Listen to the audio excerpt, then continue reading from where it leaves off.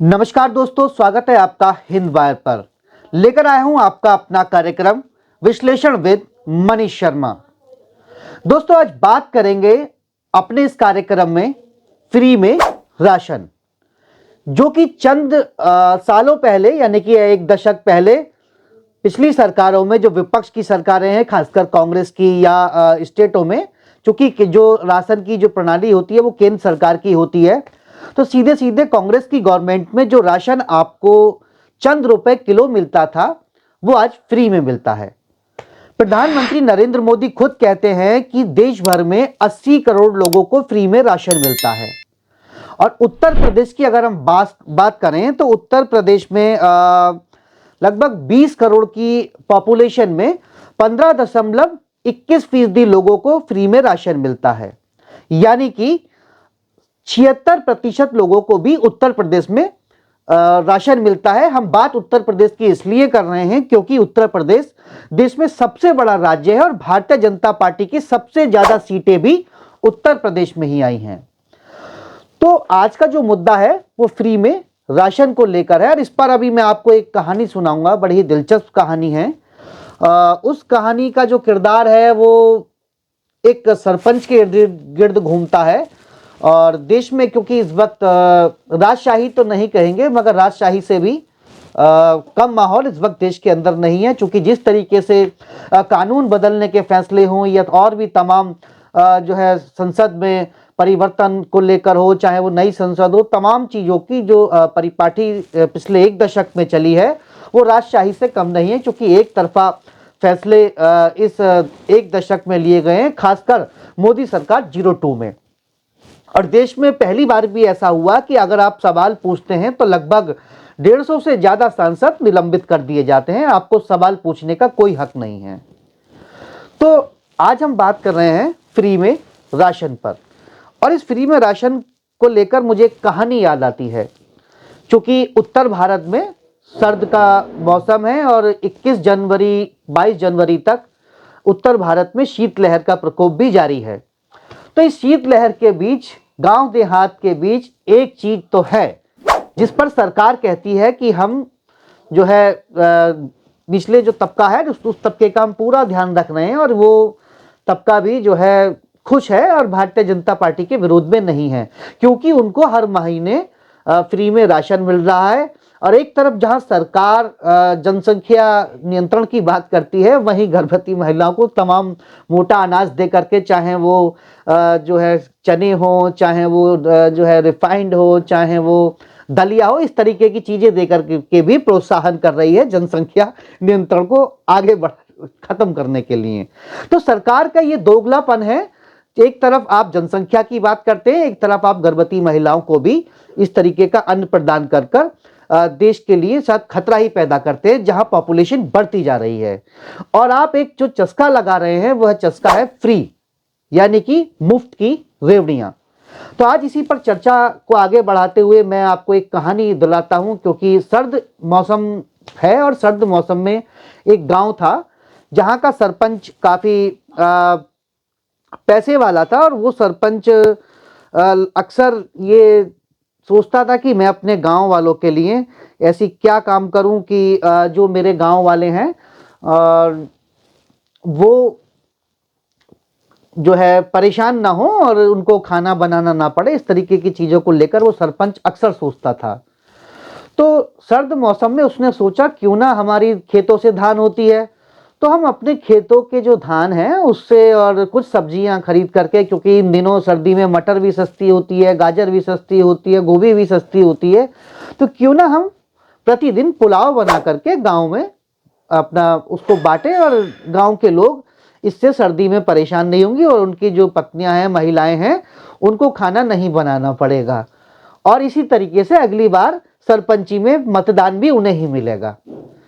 तो ये जो सुझाव है, ये सरपंच के जो मुनीम होते हैं वो सरपंच के मुनीम ये सुझाव देते हैं कि सरपंच जी आपको इस तरीके से करना है। अब सरपंच प्रतिदिन जो है धान चावल उबलवा करके और एक बढ़िया मटर गाजर का पुलाव बनवावे, और बनवाने के बाद जो है उसको वो गांव वालों को देने लगे।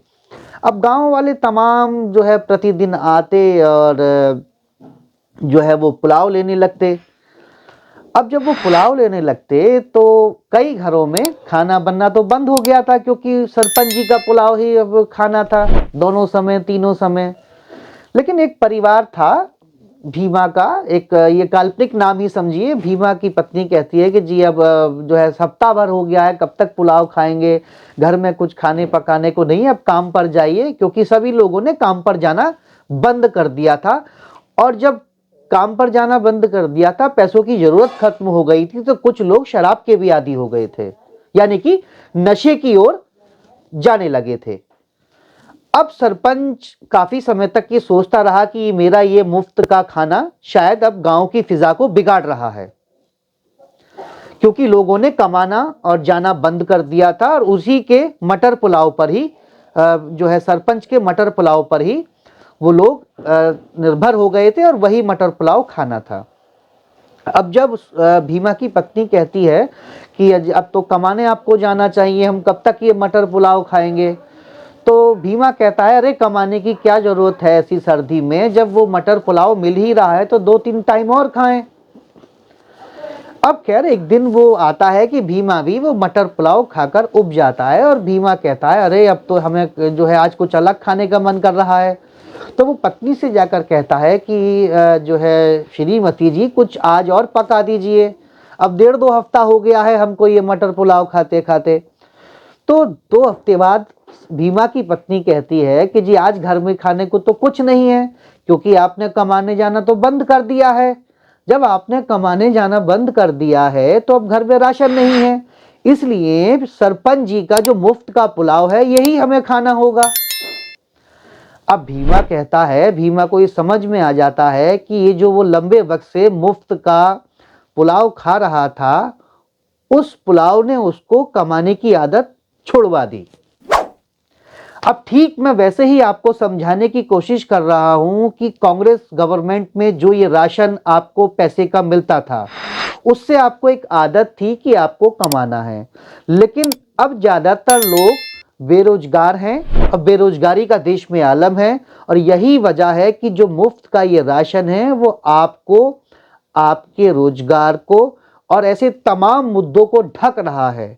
और सरकार ऐसे मुद्दों को जो है आपके सामने आने नहीं देती, वो तमाम मंचों से आपको बताती है कि किस तरीके से वो आपको मुफ्त में तमाम राशन दे रहे हैं। अब आपको चिंता करने की जरूरत नहीं है, आपके साथ सरकार है, जैसा कि प्रधानमंत्री नरेंद्र मोदी अक्सर अपनी रैलियों में कहते नजर आते हैं। तो दोस्तों आज की कहानी का यही सार है कि सरकारें कोई भी हों, चाहे वो भारतीय जनता पार्टी की सरकार हो, चाहे वह कांग्रेस की सरकार हो, अब आप एक बात समझ लीजिए कि मुफ्त का राशन आपके और आपके परिवार के साथ साथ आने वाली नस्लों के लिए भी कितना घातक है और हानिकारक है। बाकी आपको स्वयं सोचना है और स्वयं आपको तय करना है कि ये मुफ्त का राशन आपके लिए बेहतरी के लिए है या आपको सिर्फ और सिर्फ मुफ्तखोर बनाया जा रहा है। अगर आपको कुछ करना ही है, सरकारों को कुछ करना ही है, तो पहले आप शिक्षा को मजबूत कीजिए, शिक्षा को फ्री कर दीजिए, स्नातक कोर्स से भी, और तमाम जो हायर एजुकेशन है उसको भी फ्री कर दीजिए। और अगर सबसे कोई अहम, अगर आपको वास्तव में जन कल्याण के लिए कोई योजना करनी है तो आपको इलाज को मुफ्त कर देना चाहिए। किसी भी देश में तरक्की तभी हो सकती है जब वह देश शिक्षित होगा और निरोगी काया होगा। तो दोस्तों सरकारें भी शायद नहीं चाहती कि आपके लिए मुफ्त की शिक्षा हो, मुफ्त का स्वास्थ्य हो। हां, आपके वोट को खरीदने के लिए मुफ्त का राशन जरूर हो। तो दोस्तों आज के वीडियो में इतना ही। इसी तरह की खबरों में बने रहने के लिए चैनल को सब्सक्राइब करें और बेल आइकन दबाना न भूलें। और मुझे मनीष शर्मा को दीजिए इजाजत। नमस्कार, जय हिंद, जय भारत।